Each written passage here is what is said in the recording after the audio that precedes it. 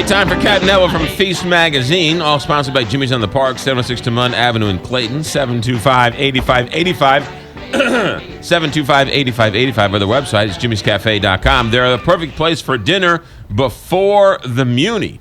The Muni in full swing, and Jimmy's on the Park, great place to go before. Let's check in with Cat and Neville from Feast Magazine. Good morning, Cat. Good morning. All right, you got a couple of things going on here. Yes, today we are drinking. Today we are talking about. You didn't Day bring drinking. any. I know. Sorry. Where did you go? What is this wine? You the Missouri's greatest wine?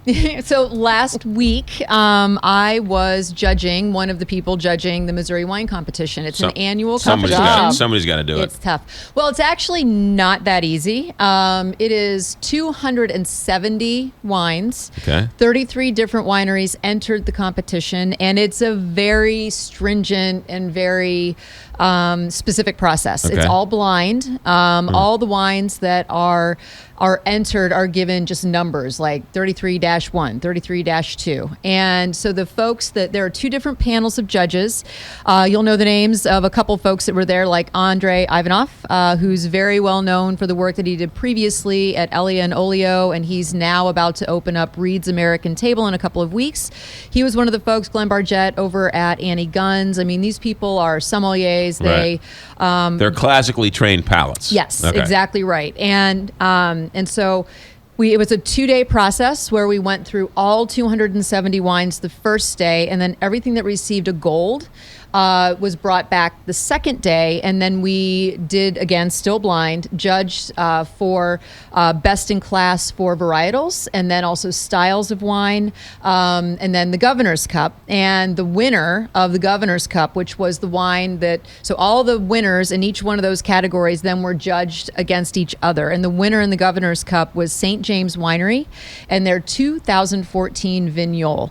Now, one of the things about Missouri wine is that a lot of folks are not familiar with the grape names of the wines that grow really well in our climate. Right. And they're more familiar with vinifera, which are the classically European varieties like Chardonnay. Got it. And so Vignole is a white grape that has this beautiful fruit forward. It's a very balanced grape, and actually Vignole won in a number of categories, not necessarily from St. James, but it was also the semi-dry white was a Vignole, the sweet white was a Vignole. Both of those were from Stonehill, and then the dry white was a Vignole, and that was from Adam Pukta. And so this particular grape grows beautifully in Missouri, and I got to tell you, that 2014 Vignole from St. James was delicious. I mean, really wonderful. Two things. Are you a classically trained palate? No disrespect. No, I'm not a sommelier. Right. I have gone through a training course. Right, but I'm not certified. So they had classically expert wine people and regular people who know a thing or two I about a think thing I was or two. the only regular person. Okay, I don't mean that as a negative. No, You know what I mean. understand. Yeah. No, I was the only regular person Okay. who was not a certified sommelier, but then they're also, actually that's not true. The other person who was from the industry. Every year they bring somebody in from the industry to essentially watch the process, make sure that everything is fair, Gotcha. all the rules are followed. And so I don't believe, that was actually Chuck from Chandler Hill, Okay. and I don't believe that he is a So sommelier. how do you compare a white wine to a red wine? Well, you don't from the beginning. Okay. And so the process is that, again, you're tasting by category at the very beginning. So you're tasting dry whites, semi-dry whites, and all of that is based on the residual sugar. Then you're, fortified wines and distilled products, and Right. then you've got all the different red categories. And then at the very end, when you are choosing the best wine, you do have to taste against each Gotcha. other, because that's how you get to which is the best wine this year in the state of Missouri. I How can't- do you, though, how in the world do you judge how many, over 2 different types of wine? 270 wines. 270. You have to spit over it the out. course of 2 Oh, days. yeah. Well, I know that, but no, they're like, really? You either spit it out early or you spit it out late. Well, it is. I mean, it really is a process, and your palate absolutely It has to be. We actually started with the reds because they are very taxing on your palate. They're very high in alcohol, really intensely flavored, and it's not easy. And there's a process of discussion. And so at the very beginning, what you do is there are two leaders there are two panels and leaders of those different panels, and then and it's an odd number, so that there cannot be a tie. Right. And with that first round of tasting, you either have no award,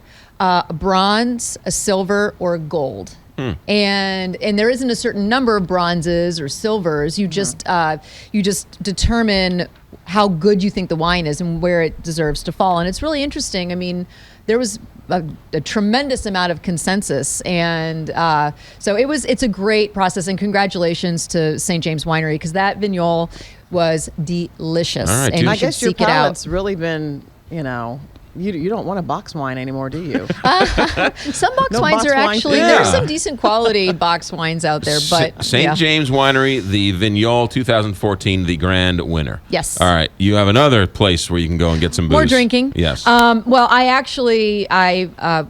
yesterday I was in Kansas City. The day before I was on a panel for the Kansas City Food Forum. So anyway, I got home yesterday at about 6:30 and with a friend stopped over at the Tavern of Fine Arts. And I think when they first opened, I talked about them, but it's really worth talking about again. It's at 313 Belt Avenue in the DeMun neighborhood, very kind of like in between U City and the Central West End. Okay. And it is charming. It is a fantastic live music venue that also serves a really nice food menu, things like quiche and salads and sandwiches, charcuteries, cheeses.